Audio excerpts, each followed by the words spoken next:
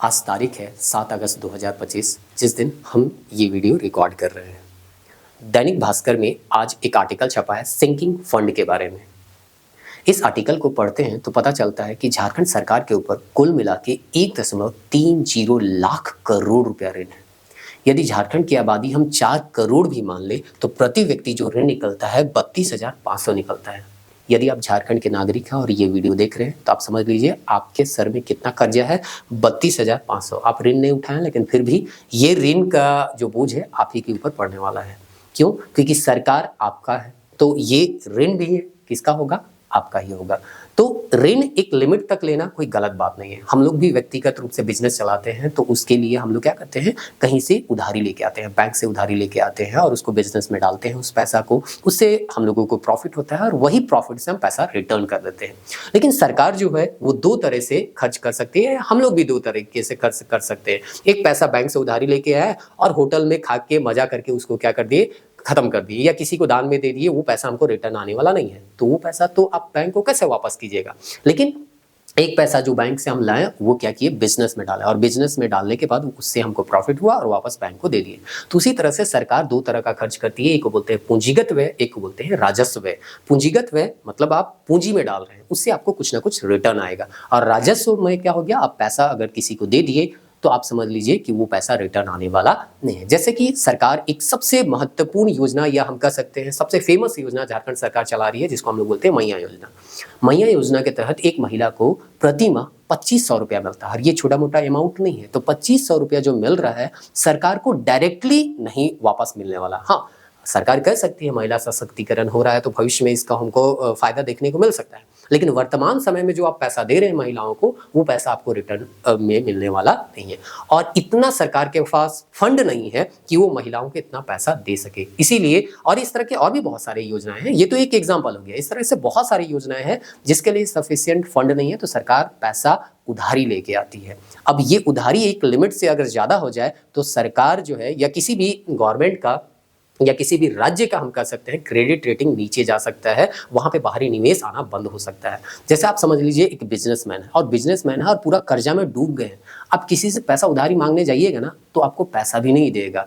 तो डूबता हुआ इंसान को कोई भी जो है वो पूछता नहीं है। तो अगर हम लोग कर्जा में बहुत ज्यादा डूब जाए तो हम लोग जो है, हम लोगों को कोई पूछेगा नहीं। तो हम लोग जो है अगर व्यक्तिगत रूप से देखें तो इस तरह का परिस्थिति ना हो, इसलिए हम लोग क्या करते हैं, कुछ पैसा सेविंग में रखते हैं। जैसे कि हम लोग गांव घर में क्या करते हैं, आंध्रा चूका पहले रखते थे, मिट्टी का रहता था, वहां पे पैसा रखते थे। कुछ इमरजेंसी कंडीशन आ गया तो उसको फोड़ते थे, वहां से पैसा निकाल लेते थे। तो हम लोग भी क्या करते हैं, अभी भी देखिए, शादी हो गया, EMI हो गया, पढ़ाई लिखाई हो गया, स्वास्थ्य में किसी तरह का खर्चा हो गया, या किसी तरह का भी इमरजेंसी हो, उसके लिए हम लोग कुछ पैसा सेविंग के रूप में रखते हैं। जैसे कि कोरोना आ गया था, उस समय आप देखे होंगे 4-5 साल पहले का ही ये घटना है, आप भूले नहीं होंगे। तो वहां पे हम लोग देखे थे कि EMI कट रहा था लोगों का, और उसके लिए वो परेशान हो गए थे क्योंकि उन लोगों का काम बंद हो गया था और अचानक से यहाँ पे पैसा आना बंद हो गया। और जो आप ऋण लिए हैं उसके लिए तो पैसा कटेगा, तो EMI तो कट रहा है। तो उस परिस्थिति में अगर किसी के पास सेविंग होगा तो वो लोग बहुत ज्यादा परेशान नहीं होंगे। लेकिन अगर वो सेविंग के रूप में कुछ भी पैसा नहीं रखेंगे तो वो लोग जो है वो परेशानी में आ गए थे। तो सरकार इस परेशानी में ना आए, या इस तरह के परेशानी में ना आए, इसलिए सरकार भी कुछ पैसा, जितना वो ऋण लेती है उसका कुछ हिस्सा जो है, कुछ परसेंटेज जो है वो सेविंग के रूप में रखती है। नहीं तो ये सरकार JMM का सरकार है, जितना JMM और कांग्रेस का सरकार है, जितना मन चाहे उधारी लेके आए। इसको क्या है, 5 साल के बाद अगर सरकार बनी तो ठीक है, नहीं बनी तो जितना भी उधारी का बोझ है नेक्स्ट गवर्नमेंट जो बनाएगा उसके ऊपर चला जाएगा। मान के चलिए BJP बनाता है तो अभी हम लाखों करोड़ों का ऋण उठा के क्या करते हैं, ले आते हैं। अब JMM सरकार तो हमेशा नहीं रहेगा, कोई दूसरा सरकार आएगा तो उसके ऊपर ऋण का बोझ होगा। तो ये लोग बोलेगा कि हम लोग ऋण का मजा ले लिए, है ना, तरह तरह का योजना हम चला लिए, अब हमको तो ये पैसा लौटाना है नहीं। जो सरकार को वर्तमान में रहेगी वो पैसा अपना लौटाएगी, अपना जाने। तो इस तरह का कंडीशन न हो, इसीलिए एक फंड का निर्माण किया गया 2015-16 में, जो कि 12वें वित्त आयोग का रिकमेंडेशन भी था और केंद्र सरकार भी ये बोली थी, जिसको हम लोग सिंकिंग फंड के नाम से जानते हैं, जिसके बारे में आज आर्टिकल छपा था। और ये बना था 2015-16 में। इसमें कहा गया झारखंड में हर साल सिंकिंग फंड में जमा हो रहा है कुल बकाया ऋण का 0.5%। मतलब आप समझिए कि आप 100 रुपया ऋण लिए हैं, तो 100 रुपया ऋण लिए हैं तो एक आंध्रा चुका रख लीजिए या जो भी रख लीजिए, वहां पे आपको 8 आना यानी कि 0.5 रुपया क्या करना होगा, रखना होगा। तो समझ लीजिए अगर आप 100 रुपया ऋण लिए हैं तो 50 पैसा आपको सेविंग के रूप में रखना है, ताकि आने वाले समय में आपके पास कुछ तो पैसा हो जो कि आपको उस तरह के बुरे कंडीशन में क्या करे, सहायता पहुंचाए। जैसे कि कोरोना लॉकडाउन हो गया था, आपका वेतन अचानक रुक गया। अब मान के चलिए आपका 5,000 रुपया ईएमआई कटता है, तो आपके पास सेविंग में अगर 2,000 भी होगा तो आप 3,000 कहीं से डाल दीजिएगा। अरे एकदम नील रहेगा तो आप क्या ही कीजिएगा। तो इस तरह से इतना फंड तो नहीं है, हम लोगों का ऋण है 1.30 लाख, लेकिन वर्तमान में अगर यहाँ पे जमा हुआ है मात्र 3,000 करोड़। आने वाले समय में लगातार इसमें पैसा जमा होते रहेगा तो ये जो फंड है वो बड़ा होते जाएगा। जैसे कि अगर हम बिहार का देखें तो इसी आर्टिकल में दिया गया है कि 12,000 करोड़ रुपया उन लोगों के पास सिंकिंग फंड में जमा है। तो अगर ये फंड बड़ा हो जाएगा तो हम लोग जो है वो एक तरह से स्टेबल हो जाएंगे। सेविंग आपके पास अगर रहेगा तो आपको एक रहेगा ना हिम्मत कि ठीक है, मेरा अचानक से अगर नौकरी छीन भी जाए तो मेरे पास सेविंग है, हम उसके जरिए कुछ दिन अपना क्या कर सकते हैं, काम चला सकते हैं। इसलिए सरकार जो है वो सिंकिंग फंड बनाती है। और जैसे कि हम बोले कि अगर आपका स्थिति खराब हो जाता है तो कोई भी आपके ऊपर भरोसा नहीं करता है। तो राज्य का भी स्थिति, अगर वित्तीय स्थिति गड़बड़ा जाए तो राज्य के ऊपर भी कोई भरोसा नहीं करेगा और यहाँ पे निवेश जो है वो नहीं आएगा। और निवेश नहीं आएगा तो रोजगार नहीं मिलेगा, सरकार को टैक्स नहीं मिलेगा और इससे सरकार का इनकम और ज्यादा प्रभावित होगा। इसीलिए सरकार जो है इस तरह के सिंकिंग फंड का निर्माण करती है। तो यहाँ पे दिया भी हुआ है, झारखंड के वित्तीय प्रबंधन को मजबूत बनाने में ये योगदान देता है सिंकिंग फंड।